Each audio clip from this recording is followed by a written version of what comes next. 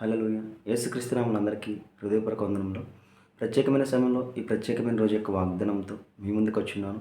దేవుడు ఈరోజు మనకు అనుగ్రహించుకున్న వాగ్దానము 1 కొరింథీ 6వ అధ్యాయము 20వ వచనము. విలువ పెట్టి కొనబడిన వారు గనుక మీ దేహముతో దేవుని మహిమపరచుడి. హల్లెలూయా. ఈ వాగ్దానంతో మనం దీవించబడును గాక. ఈ వాగ్దానంతో మనం ఆశ్రయించబడును గాక.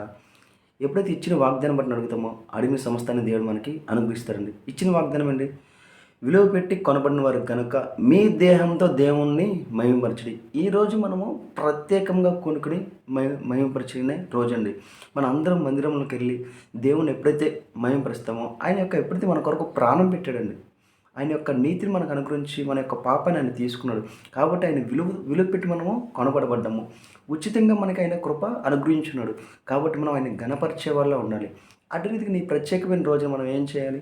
ఎప్పుడైతే ఈ యొక్క ప్రత్యేకమైన అందరం ఆరాధనకై కోరుకుంటున్నామో ప్రతి విషయంలో మనము దేవుని యందు భయభక్తులు కలిగి దేవుని యందు ఇష్టంగా మన కొరకు ఆయన ఏది చేశాడో సమస్తాన్ని ఆయన చేసే కార్యాల కన్నా అనేకమైన కార్యాలు మనం చేస్తున్నాడు కదా, అవన్నీ పొందుకోవాలంటే ప్రతిదినం మనం ఆయన నామంలో ప్రార్థన చేయాలి. ప్రతి వారం మందిరానికి వెళ్ళాలి. వారానికి మందిరానికి వెళ్ళిన తర్వాత వారం అంతా ఆ యొక్క మందిరంలో చెప్పిన వాక్యాన్ని హృదయమందు ధ్యానించాలి. కాబట్టి ఎప్పుడు మనం ఆయన మీద ఆధారపడి ఉంటామో సమస్త విషయాల్లో దేవుడు మనకి విజయాలు అనుగ్రహిస్తాడు. ఎందుకంటే సమస్తాన్ని విజయం పొందినవాడు నజరేయుడైన యేసుక్రీస్తు. ఆయన ఎప్పుడైతే విలువపెట్టి మనం కొన్నాడో ఆ రోజున ఆ విజయం యొక్క అనుభూతిని మనకి ఇచ్చినాడు. సమస్తం మీద ప్రతి విషయం మీద మనకి ఆధిపత్యం ఉంది. ప్రతి విషయం మీద విజయం పొందే శక్తి మనకుంది. ఎప్పుడైతే వాగ్దానాన్ని బట్టి ప్రార్థించి అడుగుతామో సమస్తాన్ని మనము పొందుకుంటాము. విశ్వాసాన్ని కోల్పోకూడదు.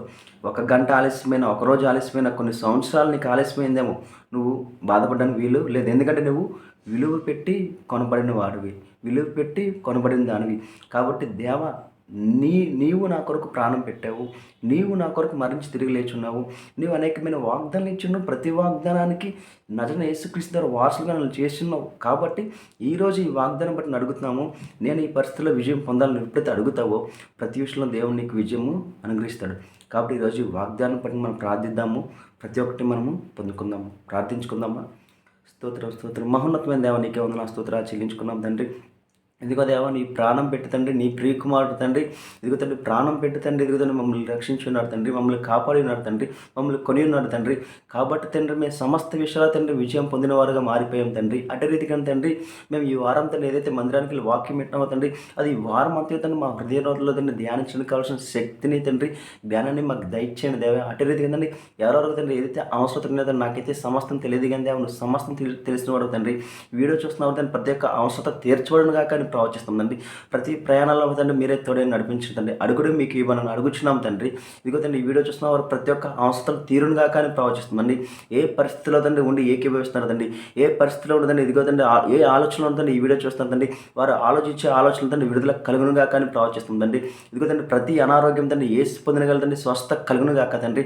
ఎంత పెద్ద అనారోగ్యమైన తండ్రి ఏసు పొందగలదండి, ఇది వారికి స్వస్థ కలుగునుగా కానీ ప్రవచిస్తుందండి.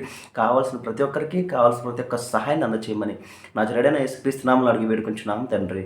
ఆమేన్. అందరికీ హృదయపూర్వక వందనములు.